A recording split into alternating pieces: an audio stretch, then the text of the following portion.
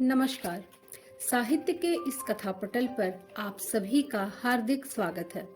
दोस्तों, आज के अंक में आपके लिए लाई हूँ प्रतिष्ठित लेखिका सूर्यबाला जी की कहानी, जिसका शीर्षक है अनाम लम्हों के नाम।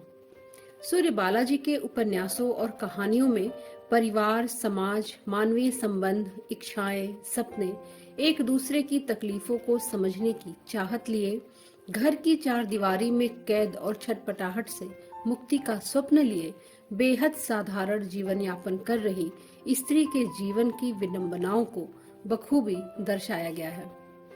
इस कहानी की नायिका भी अनाम है। आर्थिक अभावों के बीच किसी तरह घर गृहस्थी की जिम्मेदारियों को पूरा करने की कोशिश में लगी इस स्त्री का अपना जीवन बेहद नीरस हो चला है। एक दिन उसे घर के पड़ोस से आती संगीत की लहरें कुछ देर के लिए ही सही उसके जीवन में भी सुर लय ताल ले आती हैं। उस गायक से मिलकर उसे पता चलता है कि दुख में भी गाया गुनगुनाया जा सकता है। आगे क्या होता है जानने के लिए आइए सुने ये कहानी, जिसका शीर्षक है अनाम लम्हों के नाम। उसने मसालों और सब्जियों से भरा थैला दीवार से टिकाया, आंचल के छोर से चाबी का गुच्छा निकाला, दरवाजा खोला और अंदर जाकर धप से पसर गई।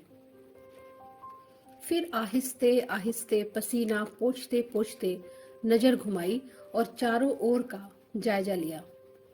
सब कुछ अस्त व्यस्त ऐसा फैला हुआ, बच्चों की निकरें, बनियाइनें, पति की लुंगी, साबुन के झाग से बोथा हुआ शेविंग ब्रश और यहाँ वहां फेंकी अध टूटी लतरी चप्पलें। अंदर की तरफ खुलने वाले दरवाजे के पास दाल सब्जी के खाली हुए सूखे कड़कड़ाए से पतीले, राख से अंटी अंगीठी पड़ी थी और बरामदे में ऊपर अध सूखे अध गीले कपड़े लटक रहे थे।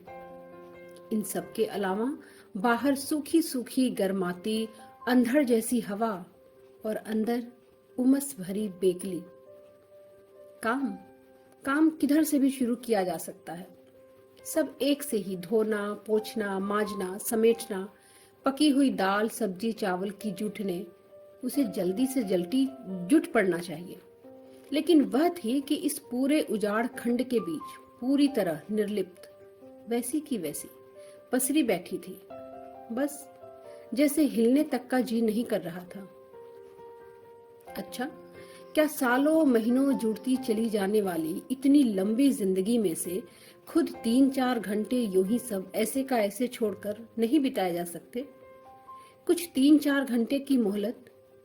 क्या हो अगर वह ऐसी ही धसी चट्टान की तरह बैठी ही रह जाए, पति और बच्चों के आने तक भी। शाम तक वैसी की वैसी अंगीठी, फैले कपड़े, जूठे बर्तन पड़े रह जाएं तो? उस स्थिति की कल्पना ही आतंकित करने वाली थी। लेकिन उठी वह तब भी नहीं, सिर्फ बैठी सोचती रही। कितना अच्छा होता अगर कोई क्रोधांध ऋषि मुनि यक्ष किन्नर अचानक आकर उसे कुछ घंटों के लिए शिलाखंड बनाकर शापग्रस्त कर चला जाता। वह यह भी सोचती रही कि आज तक की जिंदगी में कुल मिलाकर उसने कितने बर्तन धोए होंगे, कितना चावल चुना होगा या कितने किलो आटा माड़ा होगा। इसका कोई हिसाब किताब करता होगा? रात के दिन, दिन के रात, पलटते जाते इस जिंदगी के सफों का कोई लेखा जोखा। अचानक बगल की दीवार की दूसरी तरफ से कुछ खिसकाने खींचने की आहट सी हुई। वह चौंकी। हाँ, पीछे मकान मालिक की पीछे वाली कोठरी से, जिसमें सीमेंट की बोरियां धरी होती हैं, आहट के साथ साथ एक आवाज पहले थोड़ी देर जैसे हारमोनियम के पर्दों के साथ गुनगुनाती रही और फिर एक लहराती धुन में बदल गई। गीत था तो पिक्चर का ही, पर इस तरह एक अजूबी अकेली सी कोठरी से निकल रहा था जैसे सुनसान निचाट दोपहरी में सावन झिरझिरा उठा हो। गीत भी वैसा ही, जब दीप जले आना। वह चौंकी, फिर उठी, आंगन के कोने से लपक कर 2-3 ईंटें जोड़ी और पलस्तर वाली ऊंची मुंडेर की दूसरी तरफ झांकने लगी। वही था, हाँ वही तो था। एक आध बार आते जाते दिखा था। यूं हारमोनियम और कुछ गाने की आवाज भी सुनी थी, पर काम में कहाँ इतनी फुर्सत कि इन सब बेकार की बातों पर ध्यान जाता। अब की ध्यान से देखा, लच्छे लच्छे बाल, ढीला ढाला कुर्ता, पीठ उसकी तरफ थी ना। हारमोनियम के पर्दों पर फिसलती उंगलियां ही जब तब दिख जाती थी। गीत फुहारों की तरह झिरझिराता जा रहा था। संकेत मिलन का भूल न जाना, मेरा प्यार न ठुकराना, जब दीप जले आना, जब दीप जले आना।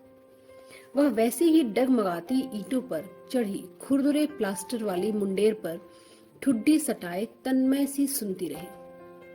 ठुड्डी इतनी और इस तरह सटी थी कि नाक में सीमेंट बालू की सौंधी महक भर गई। सुनते सुनते वह मुस्कुरा गई, लेकिन तभी दरवाजे पर आहट हुई। उसके नहीं, उसके। उधर वह हारमोनियम छोड़कर दरवाजा खोलने उठा और इधर यह धपाक से लड़खड़ाती ईंटों से कूद गई। कूदने के साथ ही बिखरे फेंके घर पर नजर दौड़ाई तो जैसे नए सिरे से चौंक गई। झटपट काम में जुटी, फटाफट बर्तन समेटे और कपड़े बटोर कर शाम के लिए भाजी काटने बैठ गई। सब्जी काटते काटते वह फिर मुस्कुराने लगी। भूख सी लगी तो सोचा चाय पी ले एक प्याली, लेकिन नहीं, आज तो उसका पति ऑफिस से जल्दी आने को कह गया है। कहीं वह चाय पीती ही हो और वह आ गया तो? वह शर्म से नहीं, झेप से सिकुड़ गई। नहीं, यह ठीक नहीं लगेगा। पति के आने पर ही चाय बनानी चाहिए, मतलब उसके साथ ही पीनी चाहिए। फिर बना भी लेगी चाय के साथ कुछ। असल में आज ऑफिस में किसी साथी कर्मचारी की लड़की की शादी है। सारा स्टाफ आधे दिन पर ही छुट्टी मारकर वहां धमक जाएगा, कुछ मदद के नाम पर, कुछ हंसी ठट्ठे और रायते कचौड़ी के नाम पर। लेकिन उसका पति इन बेकार की बातों से दूर रहता है। उसने 2 दिन पहले ही अपना निश्चय उसे बता दिया था। फालतू में जाकर बैठे रहना जितने का खाना खाने को मिलेगा, उससे ज्यादा आने जाने में। वैसे किसी को साइकिल या स्कूटर के पीछे बिठा लेने के लिए फांसा जा सकता था, लेकिन एक तो उसके पति के किसी से ऐसे बेकार के याराना दोस्ताने किस्म के संबंध नहीं, दूसरे कुछ प्रेजेंट भी तो ले ही जाना पड़ेगा, खाने से चौगुनी चपत। सो वह जल्दी घर आएगा, कुछ बदहजमी, खट्टी डकार वगैरह का बहाना बनाकर। समझदार है उसका पति। हाँ और क्या, आने दो, उसके साथ ही चाय पियेंगे। बच्चों के आने से पहले ही आ जाएगा, शायद सिर्फ वह और उसका पति। वह फिर मुस्कुरा पड़ी। कौन सा गाना गा रहा था अभी वह आदमी? हाँ, जब दीप जले आना। कुंडा खटका। उसने हुलस कर दरवाजा खोल दिया। उसका पति अचकचा कर उसकी ओर देखने लगा तो उसने झेप कर सिर झुका लिया। चाय? हाँ। स्टोव में तीली लगाते लगाते वह फिर गुनगुनाने लगी। उसके पति अपनी लुंगी मांगने के साथ उसकी ओर फिर जांचने के अंदाज में देखा। चाय का मग लेकर पहुंचने पर उसने हैरान उखड़ी आवाज में पूछा, क्या बात है? बात? वह फौरन उल्लसित स्वर में बताना चाहती थी कि बगल की सीमेंट वाली कोठरी में जो कुछ दिनों से आदमी रहने आया है, वह बड़ा अच्छा हारमोनियम बजाता है। आज वह फला गाना बजा रहा था जो उसने इतनी देर तक मुंडेर पर ठुड्डी टिकाए सुना, और इसके बाद झपाक से कूद गई और फटाफट सारे काम निपटा डाले। और भी कि उस आदमी के लच्छे लच्छे बाल हैं, गुमसुम सा। लेकिन वह अचानक ही ठहर गई। कहा सिर्फ इतना, बात कुछ खास नहीं। काम सब जल्दी जल्दी निपट गया, बाजार भी हो आई। नुक्कड़ से जरा आगे बढ़कर सब्जी मंडी से आलू प्याज लाई तो किलो के पीछे 50 पैसे की बचत हुई है। यही तो, उसका पति रुआब में बोला। मैं हमेशा कहता हूँ, लेकिन तुम समझो तब ना।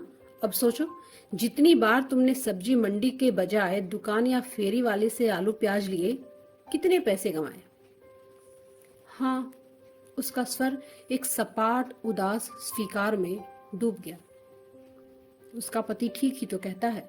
आज कितने पैसे बर्बाद हुए, और यह सोचकर हमेशा इसी धूप धुलक्कड़ में सुबह का खाना निपटाने के बाद उसे मंडी से ही सब्जियां लानी चाहिए। बड़े की फीस माफी के फॉर्म पर गुप्ता जी की राय लिखाई? नहीं, गुप्ता जी थे ही नहीं। अरे तो बैठकर इंतजार कर लेती थोड़ी देर। लेकिन यहाँ दूध वाला आकर चला जाता ना। उसके पति का स्वर चिढ़ गया। एक दिन दूध न लिया जाता तो कौन सा कहर ढह पाता। लेकिन गुप्ता जी के लड़के ने भी कहा कि ठीक ठीक पता नहीं वे कब तक आएंगे, इसलिए मैं शाम को बड़े को ही फॉर्म लेकर भेज दूं। बड़े करवा चुके, लाओ फॉर्म, मैं ही घंटे भर में जाऊंगा। एक जरा सा काम छोड़ दो तुम लोगों पर। उसका पति गुर्राया। उसके बाद उसने ऑफिस से लाया अपना बैग खोला और खासे बड़प्पनी अंदाज में बुलाकर एक दो कंपनी के नाम वाले पैड, दो तीन पेंसिलें, गोंद की छोटी शीशी और सोखते उसे थमा दिए। संभाल कर रख दो, लेकिन सब बर्बाद ना करने पाए। इतना खट खट कर एक एक चीज जुटाता हूं, लेकिन तुम लोग कदर जानो तब ना। उसका पति शायद ठीक कह रहा था। ऐसे मौके रोज रोज कहाँ मिलते हैं। आज जब बाकी स्टाफ आधे दिन पर चला गया होगा, तब कहीं उसने मौके से ये चीजें निकाल कर डाल ली होंगी। बाजार में इतनी ही चीजें अब 10 रुपए से कम की क्या मिलेंगी। और उसने पैड, पेंसिलें अलमारी में करीने से रख दी। स्कूल की छुट्टी का ही समय था। बड़े आज रोज की तरह सिर्फ चप्पलों से सड़क की धूल समेट समेट कर उड़ता भागता नहीं आ रहा था, बल्कि वह अपने साथ छोटे को गालियां देता और घसीटता चला आ रहा था। छोटा उतनी ही ऊंची ऊंची आवाज में चीखे जा रहा था। दरवाजे पर आते ही वह दौड़कर बड़े पर हाथ उठाती कि उसने उसका उठा हुआ हाथ पूरी शक्ति से रोककर चीख चीख कर कहना शुरू कर दिया, इस हरामी ने आज फिर चोरी की है। इसने अपनी बगल में बैठने वाले बच्चे का टिफिन खाया और 2 बच्चों की महकने वाली लाल पीली रबड़े चुराई। इसे जूते की माला पहनाकर सारी क्लासों में घुमाया गया आज, मेरी भी क्लास में। कहते कहते उसने एक जोर का थप्पड़ छोटे को लगाया और खुद भी जोर जोर से रो पड़ा। वह बुत अवाक खड़ी की खड़ी रह गई। हाथ की पूरी शक्ति जैसे झनझनाती हुई बेजान होती जा रही हो। लेकिन तभी उसने जाने कहां की शक्ति बटोरी और अचानक छोटे के थैले में पड़ी स्केल निकालकर बेतहाशा पागलों की तरह उसे पीटने लगी। कमीने, चोरी करता है, मुंह दिखाने लायक नहीं रखा कहीं। बोल, क्यों चुराई रबड़, क्यों चुरा कर खाया दूसरे बच्चों का टिफिन। लेकिन छोटा शायद एक ही बात सुनते सुनते धीरज खो बैठा था। वह बेसब्र विद्रोही आवाज में चीखने लगा। वह बिस्कुट लाया था, मक्खन वाले, क्रीम वाले बिस्कुट। तुम देती हो कभी मुझे मक्खन का बिस्कुट? तुम मंगाती हो मुझे महकने वाले रबड़? लम्हे भर को वो अवाक रुक सी गई, लेकिन याद आते ही फिर टूट पड़ी छोटे पर। छोटा बराबर उसकी मार से बचता, छटपटाता, जोर जोर से रोता चीखता जा रहा था, मैं खाऊंगा, मैं जरूर खाऊंगा। खाएगा तो ले खा। स्केल टूट जाने पर वह बेतहाशा दोनों हाथों से पीटती पीटती थक कर निढाल एक तरफ खुद भी गिर पड़ी। छोटा कोने में बैठा सिसकियों के बीच धीरे धीरे दर्द से कराहता रोता रहा। उसके हाथ पैर सूखे गंदे और जगह जगह स्याही खड़िया से पुते थे। बीच बीच में ताजी मार के निशान उभर आए थे। थोड़ी देर बाद वह खुद उठी, छल छलाती आंखों को छुपाती एक तश्तरी में 2 रोटियां और थोड़ा सा अचार उसके सामने रख दिया, जिसे देखते ही छोटे ने जोर से पैर मारकर बिखेर दिया।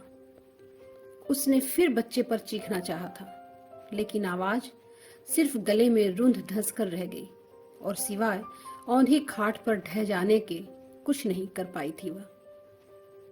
छोटा पहले भी कई बार ऐसी ही छोटी मोटी चोरियां करते पकड़ा गया है। कभी रंगीन पेंसिलें, कभी प्लास्टिक के बढ़िया शॉर्पनर, कभी किसी का चॉकलेट, बिस्किट या समोसे वाला टिफिन। पिछली बार वह स्कूल जाकर टीचर से क्षमा मांगाई थी और छोटे को काफी धमकाया फुसलाया था, यह भी कि उसे क्रीम वाले बिस्कुट और रंगीन पेंसिल मंगा देगी। लेकिन बाद में वह कुछ भी नहीं मंगा सकी थी, क्योंकि उसके पति ने सुनते ही गुर्रा कर कहा था कि उसके खून पसीने की कमाई पर ये हरामजादे क्रीम बिस्कुट हरगिज नहीं उड़ा सकते। खाने दो चोरी का माल, 2-4 बार कसकर पीटेगा तो खुद ही अकल ठिकाने आ जाएगी। और वह चुप लगा गई थी कि शायद ठीक ही कहता है उसका पति। अचानक आंखों पर रखी कोहनियों पर गीलापन महसूस हुआ। उसे पता ही नहीं चला था कि वह कब से ऐसी ही रोने लगी थी, लेकिन किस बात पर? शायद बड़े की गाली वाली आदत पर, शायद छोटे की चोरी वाली आदत पर, या फिर यह सोचकर कि अब तो शायद बड़े की फीस भी माफ ना हो। बड़ा, जब बड़ा पेट में आया था तो वह कल्पना की खूब ऊंची ऊंची पेंगे मारा करती थी। अगर बेटा हुआ तो उसे डॉक्टर या इंजीनियर बनाएगी। शानदार लकदक कपड़ों में रुआब से नर्सों मैट्रनों के हुजूम के साथ अस्पताल के वार्डों के चक्कर लगाते डॉक्टर उसे बड़े भले और भव्य लगते थे। दूसरी चीज जो उसे अच्छी लगती थी, अपनी गली से बाहर चौड़ी सड़क पर आने के कुछ दूरी बाद का इंजीनियर मिस्टर नाथ का बंगला। कंटीली फेंस से घिरा हरे भरे लॉन और रंग बिरंगी क्यारियों वाला इंजीनियर साहब का बंगला सचमुच वह सपने में देखा करती थी। लोगों का कहना था कि इंजीनियर साहब का बचपन बड़ी तंगहाली में गुजरा था। फीस तक के पैसे नहीं जुटा करते थे, लेकिन शुरू से ही उन्हें पढ़ने की लगन थी। इसलिए स्कूल से लेकर कॉलेज यूनिवर्सिटी तक हमेशा उन्हें छात्रवृत्ति मिलती रही। सचमुच सामान्य तंगहाल घर के बच्चों में जो लगन रहती है, वह अमीरों के बच्चों में कहाँ। उसे लगता उसके बच्चे भी जरूर पढ़ाई में तेज निकलेंगे। ऐसा सोचने का एक और पुख्ता कारण था। वह स्वयं भी चाहे थोड़ा ही पढ़ पाई, पर रही तो हमेशा तेज लड़कियों में।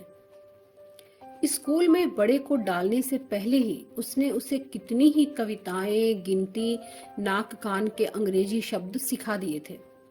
रोज शाम घंटे आधे घंटे बैठकर उसे बड़े उत्साह से पढ़ाती सिखाती, लेकिन बड़े ने कभी पढ़ने में मन लगाया ही नहीं। बस जितनी देर वह साथ बैठती, किसी तरह बैठता रटता, लेकिन उसके उठते ही किसी न किसी बहाने रफू चक्कर हो जाता। इम्तिहान में भी बस किसी तरह पास होता रहा। निराश हो उसने सोचा शायद थोड़ी सख्ती बरतने से उस पर असर पड़े, लेकिन तब बड़ा कभी पेट दर्द कभी सिर दर्द के बहाने बनाने लगता। सवाल समझाते समय भी वह लापरवाही से बिना ध्यान दिए हाँ हाँ करता जाता। ऐसे ही एक दिन उसने समझाने के बाद बड़े को एक आसान सा सवाल दिया, जिसे बिना समझे बड़े ने गलत सलत लगाकर दे दिया। बस बौखला गई थी वह, और पास पड़ी चप्पल उठाकर धुआंधार पीटना शुरू कर दिया। दूसरे दिन सुबह बड़ा रोज की तरह स्कूल गया, लेकिन छुट्टी के बाद वापस लौटा ही नहीं। इधर उधर अड़ोस पड़ोस में पूछते पड़ता करते शाम हो गई। सूरज छुपने को आया तब तक उसका पति भी लौट आया, और सुनने के बाद उल्टे उसी पर भभक पड़ा था। बात इधर उधर फैल गई। पुलिस थाने में भी रिपोर्ट की गई। तब एक स्टेशन से पुलिस वाला बड़े को लेकर आता दिखाई दिया। पता चला बड़ा स्कूल का बैग लिए एक रिजर्व डिब्बे के कोने में बैठ गया था। टीसी घुसा तो उसे शक हुआ। डरा धमकाकर उसने सच्चाई उगलवाई और झटपट गाड़ी से उतारकर पुलिस के हवाले कर दिया। इस घटना के बाद वह सहम गई थी, इतनी कि काफी दिनों तक उसने बड़े के सामने पढ़ाई लिखाई का नाम ही नहीं लिया। अपना वह सपना पूरी तरह भूल ही बैठी थी इतने दिनों। आज न जाने कहां से याद आ गया। कोहनियां वापस आंखों पर आ लगी। बूंद बूंद रिश्ती, चुहचुहाई पलकें। अचानक पीछे के बंजर मैदान की ओर खुलने वाली खिड़की के पल्ले हवा के झोंके से खुल गए, और बगल की कोठरी से उठते पहचाने से स्वर गूंज उठे। उसका जी चाहा कि एकदम हिलक हिलक कर रो पड़े। इसे कोई काम धाम नहीं है क्या? वक्त बेवक्त बैठा बैठा टेर देता है। जाकर कहे कोई कि तुम्हारी तरह की जिंदगी सबकी नहीं, बेलौस बेफिक्र कि जब चाहा बाजा खिसकाया, स्वर गुनगुनाया और सूने बंजर खेतों की तरफ खुलने वाली खिड़की के रास्ते गीत हिलोर दिए। अचानक वह गीत के शब्दों पर ठिठक गई। बांधो न नाव इस ठाव बंधु, पूछेगा सारा गांव बंधु। यह तो कहीं कुछ पढ़ा पहचाना सा लगता है। कोहनिया आंखों से हट गई। वह सोचती रही, हाँ ठीक, काफी पहले अंगीठी जलाने के लिए वह बाजार से लाए सामानों के पुराने कागजों के खोखे जल्दी जल्दी लपेट रही थी कि एक बड़े से रंगीन खोखे वाले कागज को पूरते पूरते से पहले ठहर गई। किसी पत्रिका के वसंत पंचमी विशेषांक का रंगीन पृष्ठ था, जिस पर निराला के रंगीन चित्र के नीचे उनकी यह कविता छपी हुई थी। माचिस की तीली हाथ में लिए लिए ही वह पढ़ती चली गई थी। हाँ, ठीक यही लाइनें, यही गीत। बांधो न नाव इस ठाव बंधु, पूछेगा सारा गांव बंधु। खिड़की का पल्ला हवा के झोंके के साथ आगे पीछे उड़क रहा है और गीत चल रहा है, हर शब्द की गहराई में डूबती गहराती आवाज। गीत थम गया और वह चौंक कर उठ बैठी। थोड़ी देर वैसे ही स्थिर सी बैठी रही, जैसे कि सचमुच किनारे आ लगी नाव में ही बैठी हो।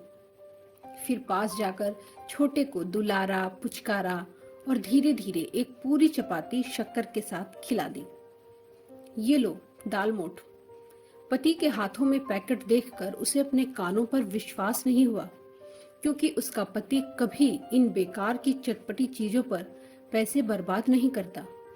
बात भी ठीक है, रोटी अचार या चावल तेल मिर्चों से क्या बुरा है?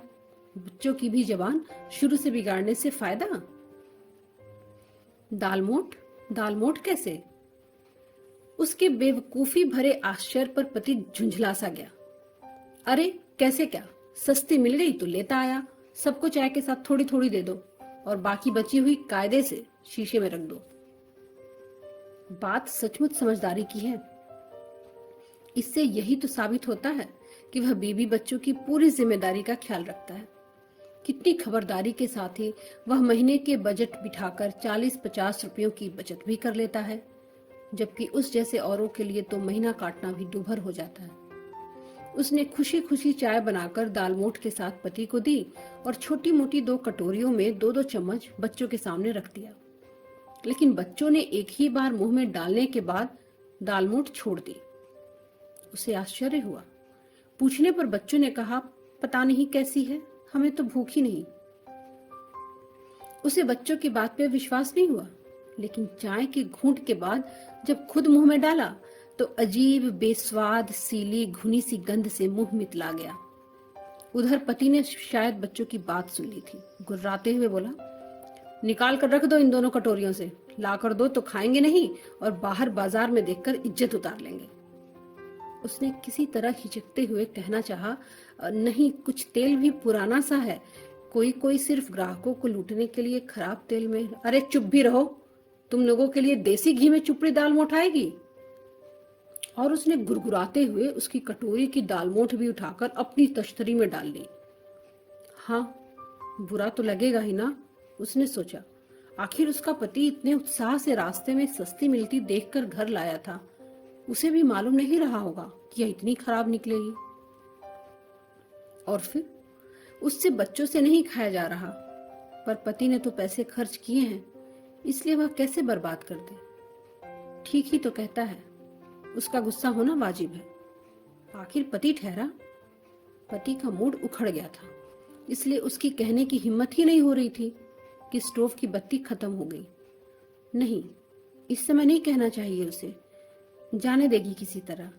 एकदम अंदर घुस गई बत्तियां निकालने की कोशिश करेगी। एक आध दिन का काम चल जाए, फिर आगे देखा जाएगा।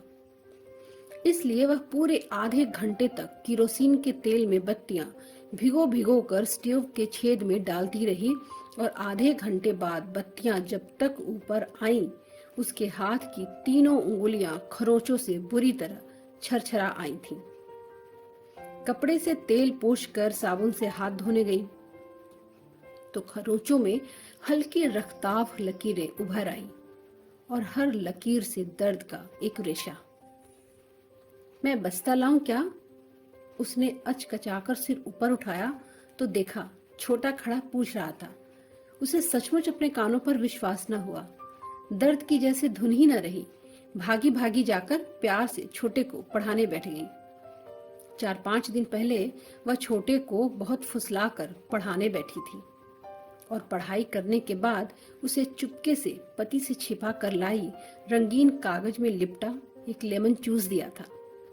छोटे की आंखें एकदम चमक उठी थी, लेकिन तभी बच्चे की अबोध आवाज में एक दर्दीली सहानुभूति उभरी थी। तुम सब्जी के पैसों में से लाई हो ना? उसने छोटे को समझाना चाहा था, नहीं नहीं तो उसके पास पैसे हैं, पर बच्चे की आंखों से साफ लग रहा था कि उसे मां की बात पर जरा भी विश्वास नहीं।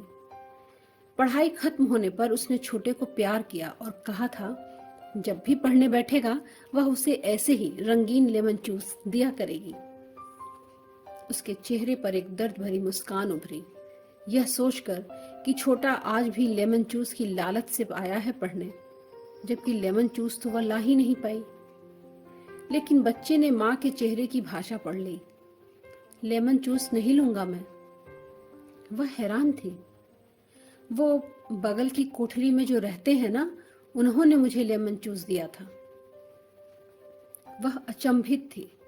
जाने कहां से आए इस अनजान अजनबी को भला क्या पड़ी थी उसके बच्चे पर प्यार ममता लुटाने की।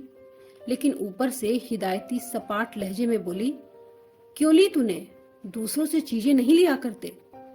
वाह, दूसरों से कहां लेता हूं, सिर्फ उनसे लेता हूं। नहीं लूंगा तो उन्हें दुख होगा ना। उसके स्वर में अविश्वास और हैरानी हुई। ऐसा क्या कहा उन्होंने? कहेंगे क्यों, मैं देखता नहीं क्या? एकदम चुप चुप से रहते हैं वो। उन्हें कोई खाना भी तो बनाकर देने वाला नहीं। सिर्फ चाय कैसी काली सी तो बनाते हैं। मिट्टी का तेल नहीं होता तो चाय भी नहीं बनती। उसकी उत्कंठा में विषाद घुल रहा था, पर जब्त कर गई। तो कामधाम क्यों नहीं करते? वही तो ढूंढते हैं एकदम सुबह से निकलकर, इधर उधर सबके पास जाकर। सब कुछ जान लेने की उतावली उसे सचमुच निर्मम बना चुकी थी। अरे कहाँ, सारा दिन तो हारमोनियम लेकर टेरते रहते हैं। छोटे को नागवार गुजरा। वो तो उन्हें गाना ही पड़ता है ना, प्रैक्टिस नहीं करेंगे तो प्रोग्रामों में कैसे गाएंगे? छोटे ने अपनी बुद्धि भर बता दिया। इधर उधर स्टेज वगैरह पर गाने वाली पार्टियों से जाकर चांस मांगते हैं। कोई पार्टी दे देती है, कोई नहीं, पर नए है ना, सो सब गाने गवा लेते हैं उनसे। लेकिन पैसों के नाम पर कितने कितने दिन दौड़ा दौड़ा कर बाद में देते हैं, वह भी पूरे नहीं। तो क्या, अकेले तो हैं, न औरत न बच्चे। औरत मर गई उनकी, पर बच्चा तो है ना। वह अपने आप में फुसफुसा उठी। औरत, बच्चा, फिर क्या? उसे अपने माँ बाप के पास कस्बे में छोड़ा हुआ है। उसी के लिए अच्छे अच्छे कपड़े और खिलौने खरीदने के लिए तो जगह जगह काम तलाशते हैं। हठात दुनियादारी और उत्कंठा के सारे रेशे छितरा गए थे। तुझे ये सब कैसे मालूम? फोटो देखी है ना उनकी कोठरी में एक छोटी सी, बस पूछ लिया था। वह चुप हो गई, एकदम गुमसुम।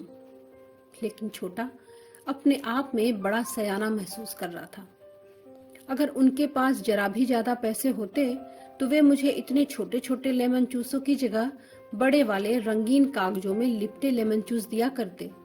लेकिन उनके पास पैसे ही नहीं है। स्तब्ध।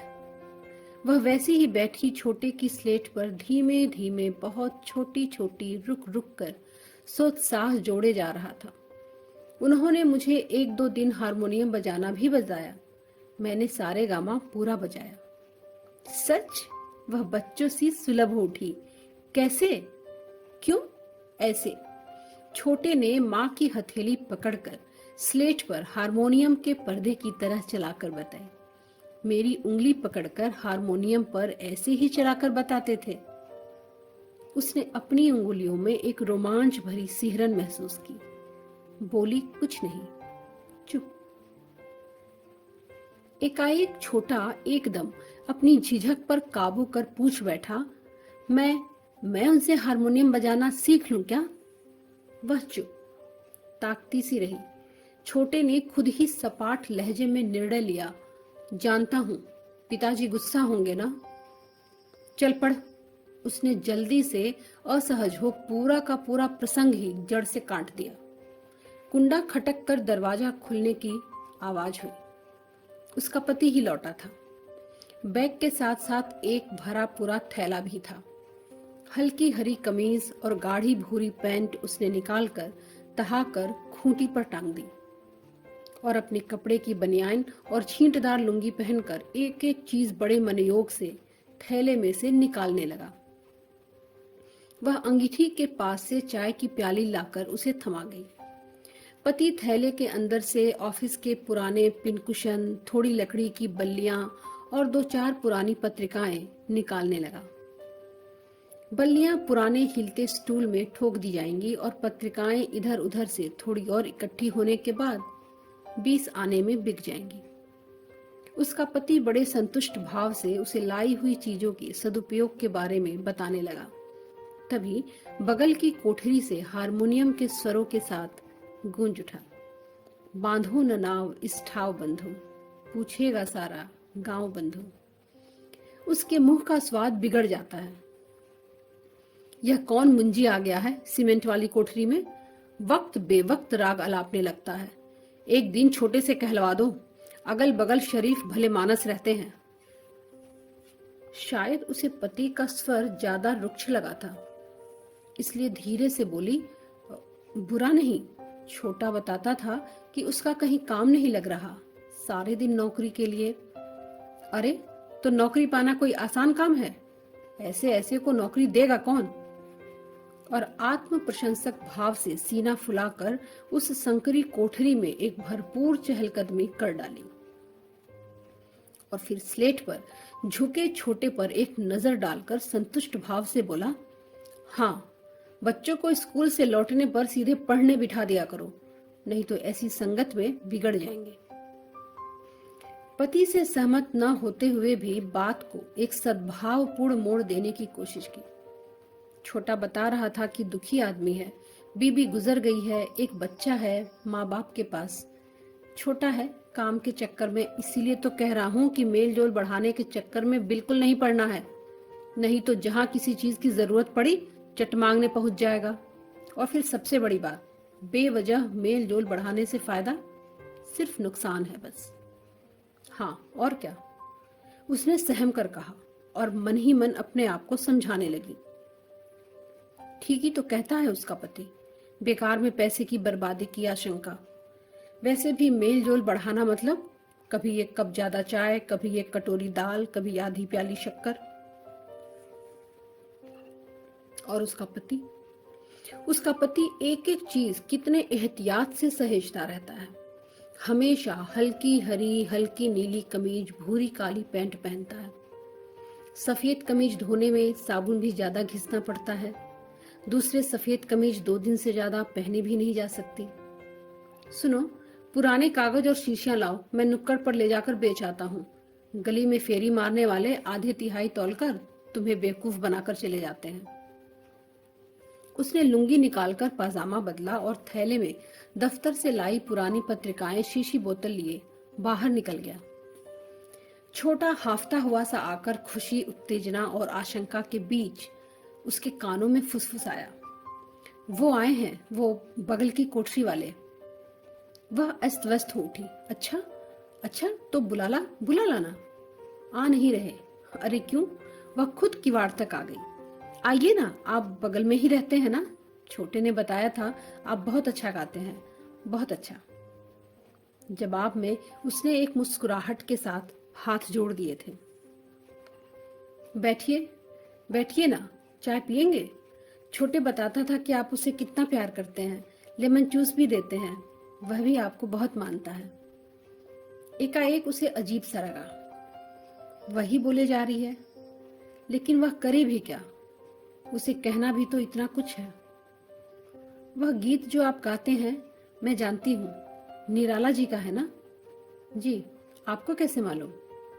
मालूम है, कहती हुई वह शर्मा गई। फिर जल्दी से बोली, मैं चाय बनाती हूँ। इसके पिताजी तो अभी है नहीं। असल में वे बहुत थक जाते हैं, सुबह से शाम तक ड्यूटी रहती है, मिलने जुलने का समय ही नहीं मिलता उन्हें। पर क्या है ना, दिल के बहुत अच्छे हैं वे भी। आपके गाने की बहुत तारीफ कर रहे थे। कहने के साथ वह अचंभित थी। क्या क्या झूठ सच कहती चली जा रही है वह, और क्यों? जैसे जैसे इस मुट्ठी में सिमट आए समय की एक एक बूंद भरपूर जी लेना चाहती हूँ। आप स्टेज पर भी गाते हैं ना, कितना अच्छा लगता होगा, खूब तालियां बजती होंगी। जी, बस कभी कभी चांस मिल जाता है, ज्यादा नहीं। कोई बात नहीं, धीरे धीरे सब लोगों को आपका गाना अच्छा लगने लगेगा, तब पार्टी वाले खुद ही बुलाया करेंगे। उसने सोचा उसकी बात सुनकर वह खुश हो जाएगा, लेकिन वह तो और ज्यादा उदास हो गया, जैसे कोई जख्म टीस दे गया हो। वह असहज हो उठी, मन ही मन अपने को धिक्काकर जल्दी से जोड़ा, आपको नौकरी भी जल्दी ही कहीं मिल जाएगी, देख लीजिएगा। लेकिन कहने के साथ ही वह स्वयं असंयत हो उठी, उसकी लम्हे भर को उठी आंखों में फैले अवसाद को देखकर। ओह, कितने जख्म है इस आदमी के पास, और वह अनाड़ियों से क्या क्या बोले जा रही है। चाय खौल गई थी। वह बेसब्री से छोटे का इंतजार कर रही थी, जिसे उसने दुकान से दौड़कर 8 आने का दाल सेव लाने के लिए भेजा था। छोटा तीर की तरह भागता हुआ वापस लौट आया तो उसकी उदासी धुल गई और तश्तरी में चाय की प्याली लेकर उसके सामने सरकाते हुए बोले, आपको मेरी बातों से दुख पहुंचा? नहीं नहीं, वह एकदम क्षमा याचना कर उठा। ऐसी कोई बात नहीं, दरअसल मैं ही परेशान सा रहता हूँ। मैं तो कृतज्ञ हूँ आपकी सहानुभूति का। उसने धीमे धीमे चाय की 2 घूंट भरी और जैसे क्षमा याचना पूरी न हुई हो ऐसे बोला, आज की बड़ी मुश्किल से ग्रुप ने मंजूरी दी है, लेकिन भाग्य की विडंबना देखिए, सुबह से ही हरारत लग रही है और गले में खराश भी है। ओह, आपने मुझे बताया क्यों नहीं? मैं चाय में जरा काली मिर्च डाल देती, छोटे पास की दुकान से अदरक ला देता। वह जाने क्यों बुरी तरह उदास हो उठी थी। असल में मैंने आपको बोलने का मौका ही कहाँ दिया, खुद ही तो बोलती गई। अरे नहीं, आपने इतनी अच्छी चाय पिलाई कि 2 घूंट में ही मुझे कितना आराम सा मिला। सच? असल में सुबह से ही बुखार बुखार सा लग रहा था तो उठा ही नहीं, अब काफी ठीक लग रहा है। वह खुश हो गई थी कि साबुन फैक्ट्री का भोंपू बजा। ओह, उसके पति के आने में थोड़ी ही देर है, तो चलूं अब? आह, वह जितनी उदास हुई सुनकर उतनी ही निश्चिंत भी। छोटा इतनी देर मंत्रमुग्ध भाव से उनके पास बना रहा। जाने लगे तो उसे एकाएक याद आया, हाँ हाँ, आप आए कैसे थे? जी कुछ नहीं, हरारत लग रही थी तो सोचा छोटे से पूछूं, जरा बाजार से चाय की पत्ती ला देगा क्या? लेकिन अब तो उसकी जरूरत ही नहीं। वह ऐसे मुस्कुरा उठा जैसे कोई बच्चा चांद देखकर मुस्कुरा उठता है। चलता हूँ। थोड़े दिन बीतते बीतते वह आहटों के जरिए बहुत कुछ उसकी दिनचर्या समझ चुकी थी। वह अंगीठी सुलगाती होती तो वह बाहर निकल चुका होता, कोयला तोड़ती होती तो बंजर की तरफ खुलने वाले खिड़की के पल्ले के रास्ते गीत सुगबुगा उठते। बांधो न नाव इस ठाव बंधु, पूछेगा सारा गांव बंधु। वह मन ही मन मुस्कुराकर अंगीठी में कोयले भर देती है। भला इससे पूछो, इसकी नाव बांधने की नौबत ही कहाँ आ रही है? भरे समंदर में तो हिचकोले खा रही है। लेकिन ज्यादा करके सिनेमा के गाने, कहता तो था, पार्टी वाले कहते हैं सिनेमा के गाने ही पब्लिक मांगती है, इसलिए वह ठीक ठीक निकालने की कोशिश करता है। मैं जिंदगी का साथ निभाता चला गया। इधर अंगीठी जल रही है, उधर हारमोनियम बज रहा है। गम और खुशी में फर्क न महसूस हो जहां, न महसूस हो जहां, न महसूस हो जहां। वह अचानक पाती है कि उसकी रोटी चकले पर चलती हुई उसी लय में घूम रही है। मैं दिल को उस मुकाम पर लाता चला गया। रोटी तवे पर डाल दी गई है। इसी तरह दाल उफनती होती है, आवाज छोर अछोर गूंजती रहती है। लेकिन जब कभी तवे पर पड़ी रोटी जल जाती है तो वह खींच जाती है यह अच्छा गीत इसका पीछे पीछे लगा रहता है, इसका कहीं काम क्यों नहीं लग जाता, छुट्टी मिलती। लेकिन उसका पति कहता था, ऐसे वैसे को काम कौन देगा कि लच्छे लच्छे बाल, ढीला सा मोटा खुरदुरा कुर्ता। और हाँ, यह हल्की हरी कमीज क्यों नहीं पहनता, उसके पति की तरह एकदम छोटे बाल क्यों नहीं कटवाता, कम साबुन कम तेल।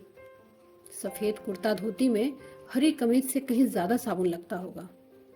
और फिर छोटे का लेमन जूस, छोटे वाले ही सही, पर लेमन जूस क्यों?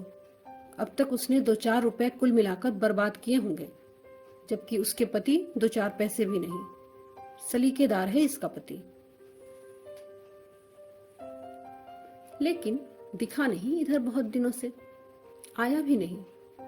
आया भी क्या, अरे वही तो आया था जब काम लगा था, फिर काम लगेगा तो आएगा। कोयले तोड़े जा रहे हैं, छोटी हथौड़ी चल रही है। गा रहा होता तो शायद लय ताल में बंधी चलती। वह कोशिश भी करती है तो भी हथौड़ी या हाथ उसका नहीं, उस कोठरी से आती गीत की लय का कहना मानते हैं। तब हथौड़ी इस समय जैसी उल्टी सीधी नहीं पड़ती कि फटाक रोकते रोकते भी एक सिसकी निकल जाती है।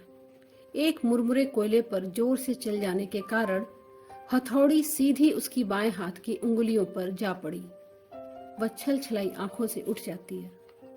उसका पति ऑफिस से आने पर हाथ में बांधी पट्टी देखकर झल्लाता है। असल में काम करते समय खबरदारी रहे तब ना। लेकिन दूसरी सुबह हाथ ज्यादा फुला देखकर उसे चिंता होती है। वह उसे अस्पताल जाकर दिखा आने को कहता है। सुबह 8 बजे ही पहुंचना होगा अस्पताल। तो कोई बात नहीं, उसका पति कहता है कि वह चावल दाल चढ़ा लेगा, सब्जी भी छौंक लेगा, वह जाए। नहीं तो चोट कहीं कुछ गहरे लगी हुई हो और बाद में घाव बिगड़े तो 1 के 10 देने पड़ जाएंगे। 4 महीने की बचत एक हथौड़े की चोट हजम कर जाएगी। फिर भी उसे अच्छा लगा है, क्योंकि अभी तक उसने यही पाया था कि उसका पति कई कई दिनों तक इधर उधर की सेक पट्टी ही करवाता रहता था। पर पिछली बार बड़े के घुटने का फोड़ा बिगड़कर नासूर हो जाने वाली घटना से शायद वह बदल गया है। अस्पताल से लौटने तक दोपहर हो चुकी थी। छोटा घर आ गया था, हाथों में अस्पताल की साफ पट्टी बंधी थी। वह इतनी देर तक अस्पताल के आउटडोर में अपनी बारी का इंतजार कर कर के थक कर पस्त हो चुकी थी। कोठरी में पहुंचकर निढाल सी पड़ गई। छोटे ने पूछा तो 1 गिलास पानी मांगकर पी लिया, बस। बाद में धीरे धीरे उठी, पतीली में सुबह के छूटे दाल चावल व सब्जी निकालकर खाने के लिए बैठी। खाते खाते आंगन में कुछ सफेद सी चीज दिखी। अरे, यह तो कुर्ता है उनका, बगल की कोठरी वाले का। उसने छोटे को बुलाया। उनका कुर्ता हवा से इधर उड़ाया है, जाकर दे आ। किसे? लेकिन वह तो गए। गए कहाँ? उनका बच्चा बहुत बीमार था, उनकी चिट्ठी आई थी। तुम्हें कैसे मालूम? पिताजी के पास आए थे कि उनका हारमोनियम रख ले और उन्हें कुछ पैसे दे दे। वह अपनी घबराई सांसों की उतावली संभाल नहीं पा रही थी। पिताजी ने कहा उनके पास 1 पैसा भी नहीं और वे तो उन्हें जानते भी नहीं। फिर उसकी सांसें जैसे हजारों धड़कनों में रेशे रेशे बिखरती जा रही थी। फिर पिताजी ने दरवाजा बंद कर लिया था। छोटे खुद भी अब बताते बताते हाफ सा रहा था। मैं भागकर पीछे के दरवाजे से उनके पास गया था। पूछा कि आप कैसे जाएंगे? तो उन्होंने मुझे समझाकर कहा कि कोई बात नहीं, वे हारमोनियम बाजार में ले जाकर बेचकर चले जाएंगे। फिर चले गए ना। और जाने के समय फेरी वाले से ये लाल पीला गुब्बारा मुझे खरीद कर देते गए। मैं ले नहीं रहा था, उन्होंने जबरदस्ती खरीद दिया। उसने बच्चे के हाथ में कसकर पकड़े रंगीन गुब्बारे को हल्के से छुआ, जैसे वह कोई बहुत अजूबी बड़ी नायाब सी चीज हो। एकाएक छोटा उसके और करीब आ गया और उसके हाथ में बंधी पट्टियों को सहलाता सा बोला, मैं अब चोरी कभी नहीं करूंगा। देखा दोस्तों, ये कहानी मानवीय संवेदना और संगीत की शक्ति को दर्शाती है, जिससे कोई भी मनुष्य अपने दर्द को भूलकर प्रसन्न रहने की कोशिश